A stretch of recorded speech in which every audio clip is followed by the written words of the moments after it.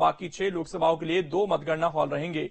इसके साथ ही सभी लोकसभा के 11 रिटर्निंग अधिकारी बनाए गए हैं, जिनके साथ 90 सहायक रिटर्निंग अधिकारी भी तैनात रहेंगे। सबको मिलाकर कुल 386 सहायक रिटर्निंग अधिकारियों की ड्यूटी लगाई गई है।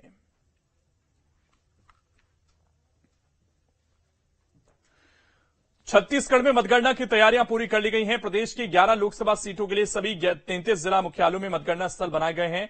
रायपुर के सेजबहार इलाके में स्ट्रांग रूम से मतगणना की तैयारी की जानकारी दे रहे हमारे सहयोगी अंकुश शर्मा।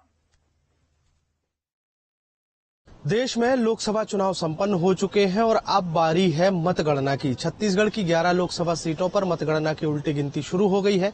राजधानी रायपुर के स्ट्रांग रूम से तस्वीरें दिखाने की कोशिश करेंगे कि किस तरीके से मतगणना की तैयारियां की गई हैं। सेजबहार के इंजीनियरिंग कॉलेज में हम खड़े हो रहे हैं। मेरे पीछे देख सकते हैं कि ये इंजीनियरिंग कॉलेज का वो स्ट्रांग रूम है जहां पर मतगणना होनी है और 4 जून को यह मतगणना की शुरुआत सुबह 7 बजे से होगी। सुबह 7 बजे से होने वाली मतगणना को लेकर तैयारियां मुकम्मल कर ली गई हैं। छत्तीसगढ़ की राजधानी रायपुर यानी प्रदेश का सबसे बड़ा शहर और प्रदेश के सबसे बड़े शहर में भारतीय जनता पार्टी और कांग्रेस में सीधा मुकाबला है। 7 विधानसभाओं वाला ये क्षेत्र जहां पर मतगणना स्थल बनाया गया है और इस मतगणना स्थल पर धरसीवा, रायपुर दक्षिण, आरंग, अभनपुर और इसके अलावा हम रायपुर पश्चिम की बात करें, रायपुर उत्तर की बात करें, आरंगी की बात करें, ये वो 7 विधानसभा क्षेत्र हैं जहां का मतगणना स्थल यहां पर बनाया गया है। इस मतगणना स्थल पर अलग अलग विधानसभा की मतगणना होगी और अलग अलग विधानसभा के हिसाब से यहां पर अलग अलग रास्ते तैयार किए गए हैं। अलग अलग रास्तों के माध्यम से तमाम जो मतगणना अधिकारी हैं, ऑब्जर्वर हैं, आरओ हैं, एआरओ हैं, डीईओ हैं, वो यहां से प्रवेश करेंगे। प्रवेश करने के साथ साथ अंदर तक की व्यवस्थाओं की अगर बात करें तो अलग अलग रास्तों के माध्यम से यहां पर अधिकारी पहुंचते हुए दिखाई देंगे और सुरक्षा के लिहाज से यहां पर तमाम बड़े कदम उठाए गए हैं।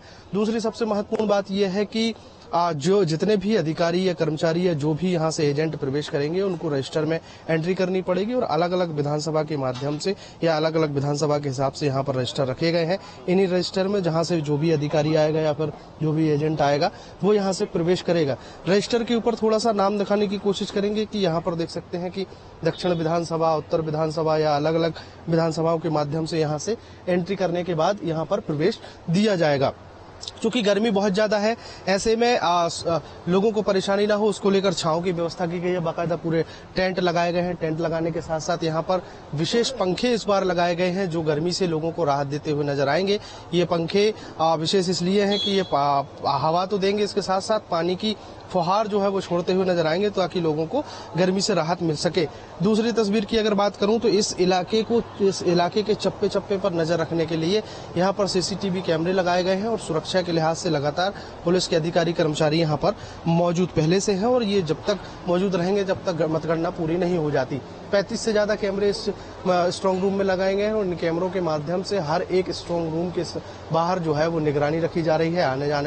आने जाने वालों पर निगरानी रखी जा रही है और ये स्ट्रांग रूम के ठीक सामने जो सीसीटीवी लगाए गए हैं उससे ये पता चलता है कि यहाँ पर किसी का भी प्रवेश जो है वो वर्जित है और ये तैयारी इसलिए की गई है ताकि किसी भी प्रकार की कोई परेशानी ना हो, किसी भी राजनीतिक दल को कोई आशंका ना हो। ये तमाम तैयारियों के साथ साथ विशेष तैयारियां इसलिए की गई हैं क्योंकि गर्मी का मौसम है। एक दूसरी तस्वीर दिखाने की कोशिश करूंगा कि इसी स्ट्रांग रूम में स्वास्थ्य को लेकर आपातकालीन स्वास्थ्य केंद्र भी बनाए गए हैं। सेजबहार में ये आपातकालीन स्वास्थ्य केंद्र इसलिए बनाए गए हैं कि गर्मियों के मौसम में अगर किसी को कोई अचानक से कोई परेशानी होती है तो इनका इलाज जो है वो मौके पर किया जाए। यहाँ पर स्वास्थ्य कर्मी यहाँ पर मौजूद रहेंगे और आपातकालीन स्वास्थ्य केंद्र में पलंग और स्ट्रेचर, व्हील चेयर तमाम व्यवस्थाएं जो है वो की गई हैं। इसके अलावा मीडिया सेंटर भी यहीं बनाया गया है। मीडिया सेंटर के माध्यम से हम आपको यहाँ से पल पल का अपडेट देते हुए नजर आएंगे। आपको पल पल का अपडेट देंगे कि कितने बजे कितनी मतगणना हुई है, किसको कितने वोट मिले हैं। तमाम तैयारियों के बीच अब बारी है मतगणना की जिसकी उल्टी गिनती शुरू हो गई है। राजधानी रायपुर की अगर बात करें तो भारतीय जनता पार्टी से 8 बार के विधायक और 4 बार के मंत्री ब्रजमोहन अग्रवाल चुनावी मैदान में है। कांग्रेस पार्टी की तरफ से पूर्व विधायक विकास उपाध्याय चुनावी मैदान में है और पूरे प्रदेश में 220 कैंडिडेट्स की किस्मत का फैसला जो ईवीएम में कैद हुआ था वो खुलने वाला है। सुबह 7 बजे से मतगणना शुरू होगी। पहले आधे घंटे में मतपेटियां खुलेंगी और उसके बाद 7:30 बजे से ईवीएम मशीन खुलेंगी, जिसके बाद दोपहर के बाद लगभग तस्वीर की 11 लोकसभा सीटों की जो तस्वीर है वो स्पष्ट होती हुई दिखाई देगी। फिलहाल मतगणना को लेकर प्रदेश के तमाम 33 जिलों में तैयारियां कर ली गई हैं, जिसको लेकर तस्वीरें हमने दिखाई हैं और अब बारी है मतगणना की। वीडियो जर्नलिस्ट प्रमोद देवांगन के साथ अंकुश शर्मा, न्यूज स्टेट मध्य प्रदेश, छत्तीसगढ़। लोकसभा चुनाव 2024 के नतीजे 4 जून को आएंगे। लोकसभा सीटों के मतों की गणना सुबह 8 बजे से शुरू हो जाएगी। वहीं महासमुंद लोकसभा क्षेत्र के 17 प्रत्याशियों के भाग्य का फैसला 4 जून को मतगणना के बाद हो जाएगा। आखिर किसके सिर पर होगा ताज और किसे मिलेगा 5 साल के लिए वनवास। महासमुंद में मतगणना से पहले प्रशासन ने सारी तैयारियां पूरी कर ली हैं। बता दें कि महासमुंद लोकसभा में 3 जिले और 8 विधानसभा आती हैं। इन 8 विधानसभाओं की गिनती जिला मुख्यालय में की जाएगी। सुबह 8 बजे से लोकसभा चुनाव की मतगणना शुरू हो जाएगी। काउंटिंग की शुरुआत सुबह 8 बजे से पोस्टल बैलेट की गिनती से होगी।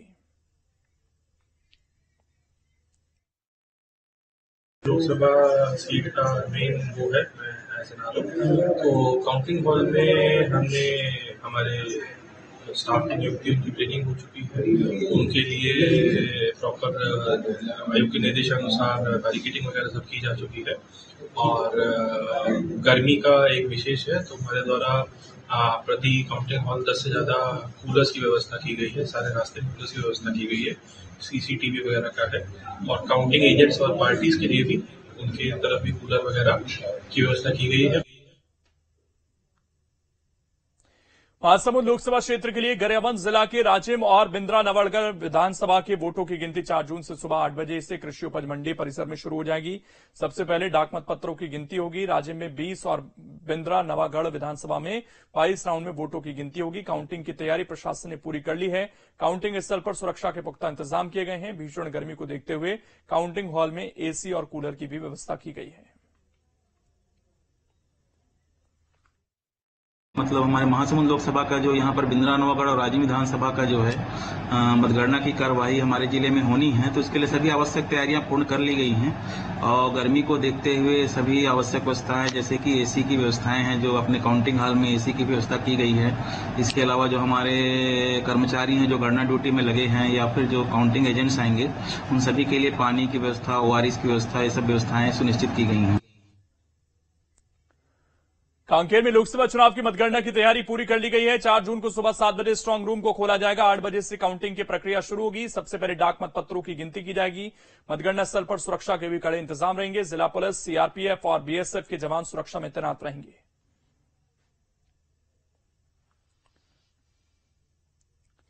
चार जून को वोटों की काउंटिंग होनी है, जिसको लेकर बीजेपी 400 पार को लेकर संकल्प महायज्ञ कर रही है। छत्तीसगढ़ के रायपुर में बीजेपी कार्यकर्ता काली मंदिर के बाहर महायज्ञ कर भगवान से जीत की प्रार्थना कर रहे हैं। पूरी जानकारी दे रहे हैं हमारे सहयोगी। लोकसभा चुनाव संपन्न हो चुके हैं और लोकसभा चुनाव के बाद अब बारी है मतगणना की। मतगणना को लेकर भारतीय जनता पार्टी बृहद तैयारियां कर रही है और जिस तरीके से देश के प्रधानमंत्री नरेंद्र मोदी ने अब की बार 400 पार का नारा दिया था, उसको संकल्प के रूप में बीजेपी लेकर चल रही है और उसी संकल्प को पूरा करने के लिए छत्तीसगढ़ भारतीय जनता पार्टी महायज्ञ करा रही है। मेरे पीछे तस्वीरें दिखा देता हूं कि अब की बार 400 पार संकल्प को पूरा करने के लिए ये महायज्ञ किया जा रहा है। राजधानी रायपुर के काली मंदिर आकाशवाणी चौक पर ये टेंट लगाया गया है और यहाँ पर महायज्ञ चलता हुआ दिखाई दे रहा है। इस महायज्ञ में भारतीय जनता पार्टी के तमाम नेता जो हैं वो शामिल होते हुए दिखाई दे रहे हैं और महायज्ञ के माध्यम से कहीं न कहीं संकल्प पूरा कराने की कोशिश यहाँ पर की जा रही है। वैदिक मंत्रोच्चार के माध्यम से महायज्ञ किया जा रहा है। बाकायदा महायज्ञ की आहुति जो है वो भी यहाँ पर आहुति दी जा रही है। पंडित पुरोहित जो हैं वो यहाँ पर बैठे हुए हैं और यहाँ पर वो मंत्रोच्चार के माध्यम से महायज्ञ कराते हुए नजर आ रहे हैं। बीजेपी के कई नेता यहाँ पर मौजूद हैं। सर, महायज्ञ अब की बार 400 पार का संकल्प कैसे पूरा होगा? संकल्प तो लगभग पूरा हो गया है। अब अपन भगवान से ये प्रार्थना कर रहे हैं कि मोदी जी को इस बार 400 पार, भारतीय जनता पार्टी 400 पार हो। ऐसा पहली बार हुआ होगा मेरे ख्याल से भारत में या दुनिया में भी कि कोई पार्टी अभी तक जो पहली बार 400 सीट से जीतती थी, दूसरी बार 350 होती थी, तीसरी बार 300 होती थी।